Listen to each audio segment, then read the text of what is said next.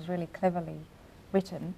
But I think lots of young people go through that struggle with their sexuality, and the rates of suicide among young gay people are much higher than in their heterosexual peers. So I think it's a really important theme in the book. Yes. That really needs to be sort of magnified a little bit. And I really thought that he dealt with that well. And I've also just finished In One Person by John Irving, and that looks at the way that we like to pigeonhole people into certain things. And so when I was reading that he liked both women and men, I just couldn't sort of come to terms with that. But that's what he was really saying, is that we have these strict categories and people don't always fit into that, and their sexuality is something they construct for themselves. So that was I thought that was a really good theme throughout the book. He did handle it well, and I think it was very interesting to see how over the different generations how sexuality was treated in a very different way. And even now, look at the difference now, it's amazing. Now, if our viewers would like to find a good book, what would you recommend?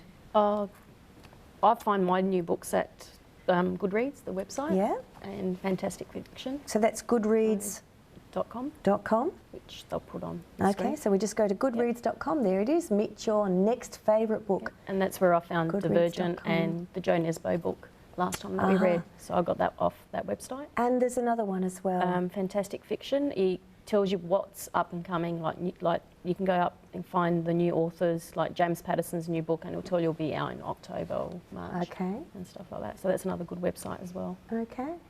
So good way to just see something, because that's the other thing I find. Sometimes we get stuck in what we like, and we stick reading with the same authors, and then they run out of books. And Goodreads has got groups it's on there as well, so if you like a certain genre, you can not join only that thank group the people that have helped you in life. And they've got different groups with around Australia, like different states. They've got a group there as well.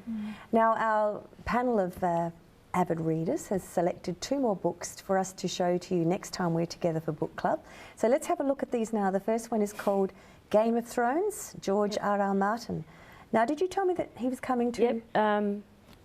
The author is going to be in Adelaide, I think it's October, November for Supernova. Okay. So he's going to be appearing there. That'll be an interesting So we thought we'll read that one since he's coming to Australia. Popular Foxtel series at the moment. Oh, okay. Streaming live from America. Okay. Well, Game of Thrones, if you'd like to get that one, and you could read it and then hear what we've got to say about it too.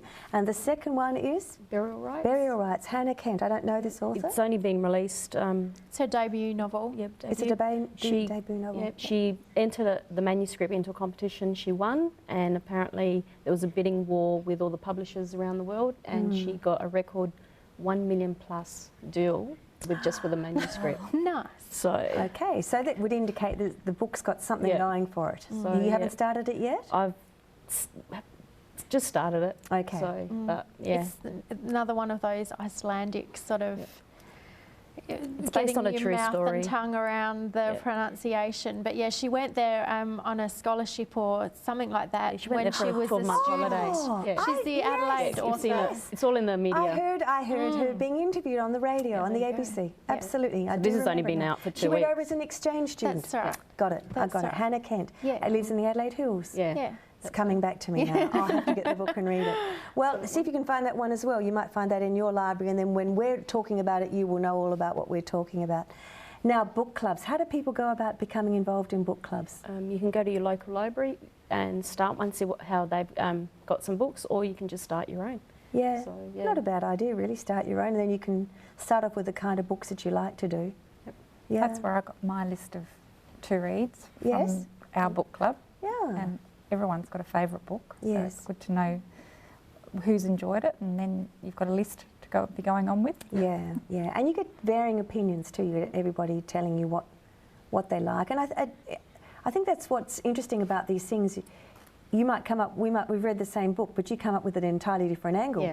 You've read something, and now I see how that fits together. It just helps literature, I think, come to life a lot more, doesn't it? Very interesting. I think the other thing with programs like this one is if you've got people who maybe are housebound or who can't get out of the house to go to the actual library or wherever to meet with their book club, they can read the book and sit and listen and maybe talk at the television while they're listening to people. But it still means that they can engage even though they're stuck at home. Absolutely.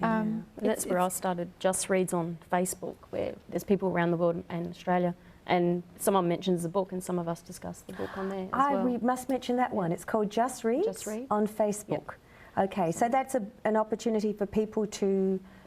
if you want to join, you just invite yourself and I'll usually accept it. Yep. And then people put their own little reviews of stories. Because that's the other thing I like, that when I've seen some of these websites, that people actually contribute what their thoughts are. And so you get all these different people from different walks of life all making comments on the same book. And there's authors on there as well that, their books are coming out which don't get publicised in the media. So you find more things that are about as well. Wonderful. So there's lots of opportunities for you there. We've got goodreads.com, we've got fantasticfiction.com, we've got Maria's, which is Just Read on Facebook.